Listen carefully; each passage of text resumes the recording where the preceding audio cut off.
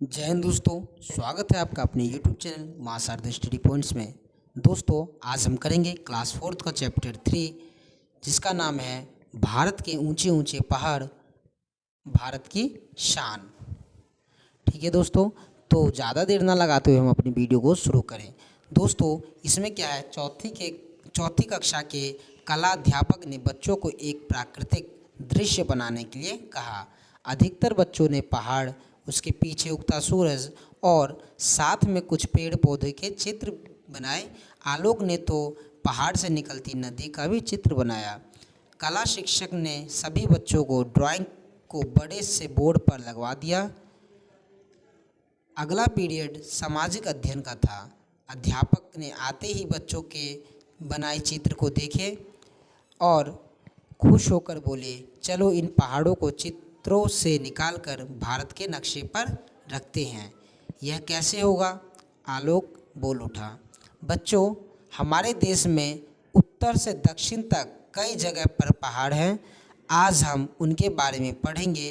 उन्होंने भारत का एक बड़ा सा मानचित्र दीवार पर लटका दिया और बोले, आलोक, तुम अपना चित्र सबसे ऊपर उत्तर में लगा दो।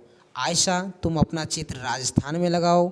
सभी बच्चे अपनी ड्राइंग लगाने की जिद करने लगे। अध्यापक ने स्वयं ही चित्रों को मानचित्र के मध्य में पश्चिमी तथा पूर्वी समुद्री तट से थोड़ा हटकर लगा दिया। मानचित्र की तरफ इशारा करते हुए बोले, भारत में पहाड़ कहाँ कहाँ हैं? तो इसमें क्या है दोस्तों, इस चित्र में आप देख सकते हैं कि ये चित्र टीचर ने कहाँ लगाया? बोर्ड पे लगाया। ठीक है, उसमें क्या है, भारत के उत्तर में हिमालय पर्वत और काराकोरम पर्वत है। ठीक है, मध्य भारत में विंध्याचल और सतपुड़ा पर्वत, पश्चिम में पश्चिमी घाट पर्वत और अरावली पर्वत, और पूर्व में पूर्वी घाट। ठीक है, हिमालय पर्वत का नाम आपने अवश्य सुना होगा। यह पर्वतमाला भारत के उत्तर से प्रारंभ होकर उत्तर पूर्व तक एक तलवार की तरह फैली है।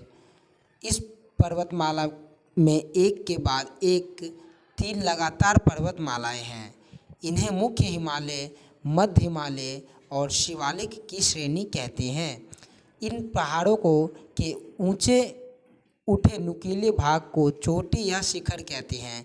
तो आप समझ गए होंगे कि चोटी या शिखर किसे कहते हैं, कि पहाड़ों के ऊंचे उठे नुकीले भाग को चोटी या शिखर कहते हैं। ठीक है, कई सारी चोटियाँ एक पंक्ति में रहते हैं, तो इन्हें पर्वतमाला या पर्वत श्रेणी कहते हैं। मतलब कि इसमें अब पर्वतमाला और पर्वत श्रेणी किसे कहते हैं ये भी देख लीजिए।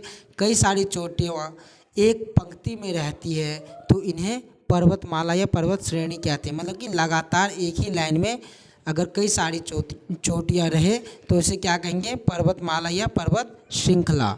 ठीक है दोस्तों, उसके बाद क्या है, हिमालय पर्वतमाला की अधिकांश चोटियाँ पंक्ति में हैं, तो इन्हें पर्वतमाला या पर्वत श्रेणी कहते हैं। ठीक है, हिमालय पर्वत की अधिकांश चोटियाँ बहुत ऊंची है, वर्ष भर बर्फ़ से ढकी रहती है। जब धूप इन पर पड़ती है तो ये चमकने लगती है। इसी हिमालय पर्वत में संसार की सबसे ऊंची चोटी एवरेस्ट स्थित है, जिसे माउंट एवरेस्ट के नाम से जाना जाता है। ठीक है दोस्तों, आपने मेरा चित्र राजस्थान में लगाया है, वहाँ कौन सा पहाड़ है? आयशा ने पूछा। अन्य बच्चे भी पूछने लगे कि उनके चित्र जहाँ लगे हैं वहाँ कौन से पर्वत हैं। राजस्थान में अरावली पर्वतमाला है। आज से करोड़ों वर्ष पहले ये भी हिमालय की तरह ऊंचे थे। ठीक है दोस्तों, किंतु आज वे अपरदन के कारण छोटे पहाड़ों के रूप में रह गए हैं। इस तरह विंध्य और सतपुड़ा पर्वत है। ये भारत के लगभग मध्य में कम ऊंचे पर्वत हैं। पश्चिमी घाट एवं पूर्वी घाट पर्वत भारतीय प्रायद्वीप में हैं। इनमें पश्चिमी घाट पूर्वी घाट से अधिक ऊंचा है। मतलब कि पश्चिमी घाट पूर्वी घाट से ज़्यादा ही ऊंचा है। अरावली पर्वत की तरह पश्चिमी घाट एवं पूर्वी घाट की चोटियाँ पर भी बर्फ़ नहीं होते हैं।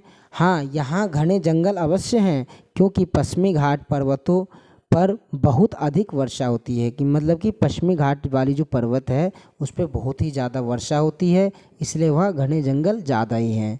ठीक है, इन पहाड़ों पर भी लोग रहते हैं। भारत के कई राज्य हिमालय की गोद में बसे हैं, जैसे उत्तराखंड, हिमाचल प्रदेश, जम्मू कश्मीर, अरुणाचल प्रदेश, सिक्किम, नागालैंड, मिजोरम, मणिपुर, असम आदि।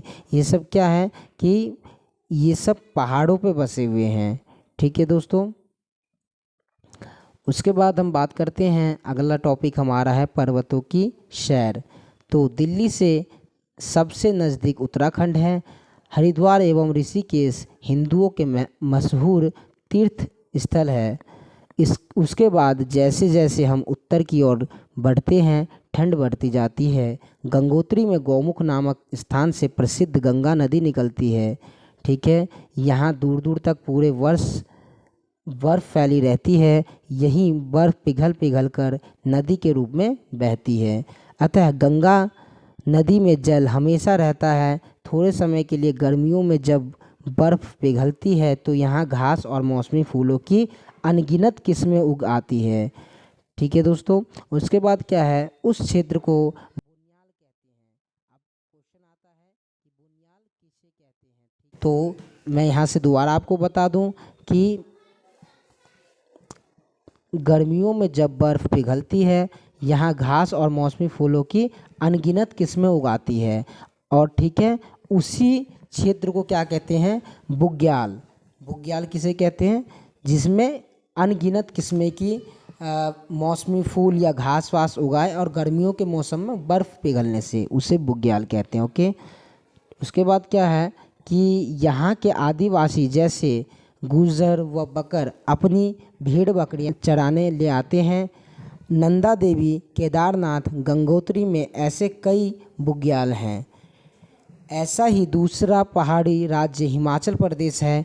दिल्ली और अन्य मैदानी भागों से लोग शिमला, कुल्लू, मनाली, रोहतांग पास आदि जगहों पर घूमने के लिए खूब जाते हैं। रंग बिरंगी कढ़ाई वाली गोल टोपी यहाँ ही पहचान है, मतलब कि यहाँ की पहचान क्या है, रंग बिरंगी कढ़ाई वाली गोल टोपी। ठीक है, हिमाचल प्रदेश फलों, मुख्य रूप से सेब की खेती के लिए मशहूर है। यहाँ कपड़ों की ढाल पर चीड़ या देवदार के बड़े बड़े पेड़ होते हैं। ठीक है, उसके बाद क्या है, हिमाचल प्रदेश से उत्तर पश्चिमी में धरती का स्वर्ग कहा जाता है। हिमाचल प्रदेश से उत्तर पश्चिमी में जो होता है उसे धरती का स्वर्ग कहा जाता है। जम्मू कश्मीर राज्य है। ठीक है, तो हिमाचल के उत्तर पश्चिमी में क्या है, जम्मू कश्मीर है, और जम्मू कश्मीर को ही क्या कहा जाता है, धरती का स्वर्ग। ठीक है, उसके बाद क्या है, इस राज्य का दक्षिणी भाग जम्मू कम ऊंचाई पर है। यहाँ का मौसम भी गर्मियों में हल्का गर्म एवं सर्दी में ठंडा होता है। कश्मीर बर्फ़ से ढके पहाड़ों के मध्य है। यहाँ की डल झील और उस पर तैरते शिकारे और हाउस बोट बहुत ही सुंदर लगते हैं। यहाँ की मुख्य नदी झेलम है। झेलम नदी जम्मू कश्मीर में ही है दोस्तों, और डल झील भी। ठीक है, कश्मीर में ऊंचे पहाड़ों पर देवदार, फर और चिनार के वृक्ष दिखाई देते हैं। चिनार के वृक्ष पर्वतों के निचले क्षेत्र में भी होते हैं। कश्मीर में कई स्थानों पर केसर की खेती की जाती है। यह राज्य मुख्य हिमालय के श्रेणी से घिरा हुआ है। यहाँ के लोग ठंड से बचने के लिए ऊनी फिरन पहनते हैं और गले में बांस की टोकरी में बनी अंगीठी लटकाते हैं, जिससे उनका शरीर गर्म रहे। अगला टॉपिक दोस्तों, पहाड़ के गांव। पहाड़ों पर बनी समतल ज़मीन बहुत कम मिलती है, मतलब कि बराबर ज़मीन जो होती है वो बहुत ही कम मिलती है। अक्सर ऊपर नीचे, मतलब कि बराबर ज़मीन नहीं होती है, समतल नहीं होती है। ठीक है, तो इसलिए यहाँ के गांव छोटे छोटे और दूर दूर होते हैं। यहाँ के घर पत्थर, लकड़ियाँ एवं मिट्टी से बने होते हैं। ये घर ढलानों पर होती है। ढलानों पर थोड़ी जगह को समतल करके बनाए जाते हैं। पर्वत के मध्य घाटियों में कुछ बड़े गांव भी होते हैं। वहाँ घर भी बड़े और पक्के बनाए जाते हैं, लेकिन पहाड़ों पर ऐसा नहीं होता क्योंकि समतल ज़मीन नहीं होती है। ठीक है। पहाड़ों पर ढाल होता है, इसलिए ढलानों को समतल करके छोटे छोटे खेत बनाए जाते हैं। इन्हें सीढ़ीदार खेत कहते हैं। इस तरह इस तरह के खेत बनाने से मिट्टी बहकर नीचे नहीं जाती है। यहाँ के लोग बहुत मेहनती होते हैं। खेती के अलावा ये भेड़ बकरी अन्य दुधारू पशुओं को पालते हैं। यहाँ की महिलाएं ईंधन के लिए जंगलों से लकड़ियाँ इकट्ठी करती है, चारे के लिए घास काटती है, साथ ही घर एवं बच्चों को भी संभालती है। ठीक है, अब बात की जाती है पहाड़ों की समस्या। पहाड़ों की समस्या हमारा टॉपिक कौन सा है? पहाड़ों की समस्या। तो उसमें क्या है, चारों ओर बर्फ़ हरे भरे जंगल और सीढ़ीदार खेत, फलों की घाटी आदि के बारे में सुनकर देखकर लगता है कि कोई समस्या ही नहीं है। लेकिन पहाड़ी प्रदेश की अपनी कुछ समस्याएं हैं। ठीक है, हमें तो देख करके क्या लगता है कि इनको कोई भी समस्या नहीं होगी, लेकिन इनकी लाइफ में बहुत ज़्यादा ही समस्या है। ठीक है, और इनके प्रदेशों में भी समस्या होती है, जो पहाड़ी क्षेत्र होते हैं उसमें समस्या होती ही है। ठीक है, पहाड़ हर जगह कठोर एवं मजबूत नहीं होते। कहीं कहीं चट्टानें कमज़ोर और मिट्टी ढीली होती है। जब तेज़ बारिश होती है तो ये चट्टानें अपनी जगह से सरक कर तेज़ी से नीचे आती है। इसके कारण इन क्षेत्रों में बहुत नुकसान होता है। रास्ते बंद हो जाते हैं, खेत खराब हो जाते हैं, कभी कभी लोग भी चट्टानों के नीचे आ जाते हैं, जैसे भूस्खलन होता है दोस्तों।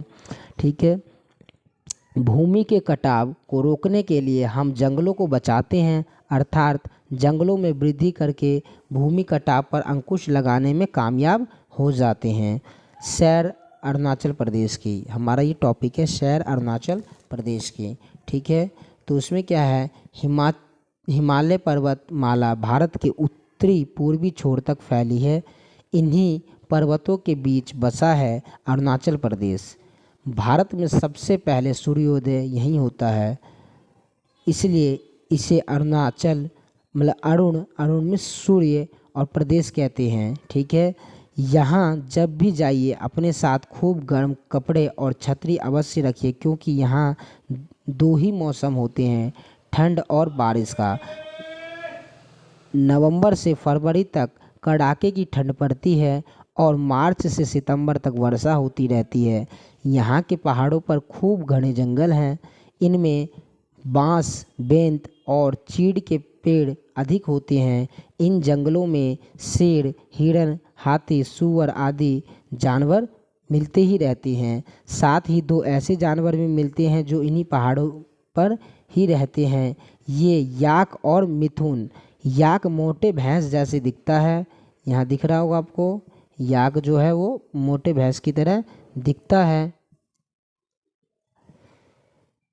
ठीक है, मोटे भैंस की तरह दिखता है और इसका पूरा शरीर बालों से ढका होता है। मिथुन अरुणाचल के लोगों का मुख्य पालतू जानवर है। इसे मांस के लिए पाला जाता है। जिसके पास अधिक मिथुन है उसे समृद्ध माना जाता है। यहाँ के ग्रामीण भागों में कई आदिवासी कबीले रहते हैं, जैसे अपातानी आदि, बांचू और मोनपा। ये अलग अलग इलाकों में रहते हैं।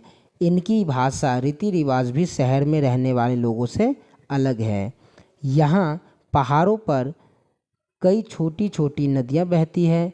क्या तुम बता सकते हो कि इन्हें कैसे पार किया जाता है? तुम्हें जानकर आश्चर्य होगा कि इन पर सीमेंट और लकड़ी के नहीं, बांस और बेंत के पुल बनाए जाते हैं। यहाँ बारिश बहुत होती है, इसलिए गांव के लोग अपना घर बांस के खंभों पर बनाते हैं, यानी उनके घर की फर्श ज़मीन से इतना ऊपर होती है कि पानी नीचे निकल जाता है। मतलब कि वर्षा होने के कारण ये लोग बांस की खूंटियों पर अपना घर बनाते हैं।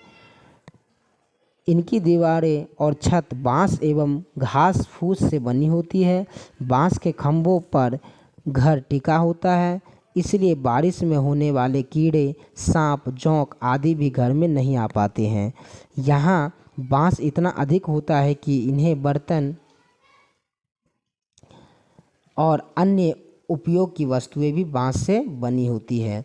अब बात हम करते हैं दोस्तों खेती की। तो यहाँ क्या है, यहाँ वर्षा अधिक होती है, इसलिए यहाँ धान की खेती की जाती है। पहाड़ों से आने वाले झरनों के पानी को इकट्ठा करके यहाँ मछलियाँ पालन भी करते हैं। मतलब कि झरनों के पानी को इकट्ठा करके यहाँ मछलियाँ पालन भी की जाती है। पिछले कुछ सालों से पहाड़ी नदियों पर बांध बनाकर बिजली भी पैदा की जा रही है। यहाँ के आदिवासी लोग झूम की खेती करते हैं। अभी मैं बता दूंगा दोस्तों झूम की खेती क्या होती है, ठीक है। तो इसमें क्या है कि उत्तर पूर्वी के पहाड़ी ढाल पर चाय की खेती की जाती है। असम राज्य तो चाय के बागानों के लिए ख़ास तौर से प्रसिद्ध है। तो आपको इसी चैनल पे जीके क्वेश्चंस मिल जाएंगे। तो उसमें क्या है, उसमें हर एक चीज़ के बारे में बता रखा है कि कौन से राज्य में किस चीज़ की खेती की जाती है, ठीक है। तो ये जो है चाय की खेती असम राज्य में ज़्यादा ही की जाती है। अब दोस्तों हम बात करते हैं कि झूम क्या है। तो झूम क्या है, उन पहाड़ी क्षेत्रों में पुराने समय से ही लोग जंगल के एक टुकड़े को जलाकर साफ कर देते थे। वहीं ज़मीन को हल्का सा खुरच कर राख के साथ ही बीज बो देते थे। इसे ही झूम की खेती कहते हैं। आजकल इस तरह की खेती कम हो गई है, ठीक है दोस्तों। ये थी झूम की खेती। तो आज का हमारा चैप्टर ख़त्म होता है। हम मिलते हैं अगले चैप्टर 4 के साथ। तब तक के लिए धन्यवाद। अगर आपने हमारे चैनल को सब्सक्राइब नहीं किया तो हमारे चैनल को ज़रूर सब्सक्राइब करें और लाइक और शेयर ज़रूर करें, जिससे हमारी वीडियो औरों तक पहुंच सके। धन्यवाद।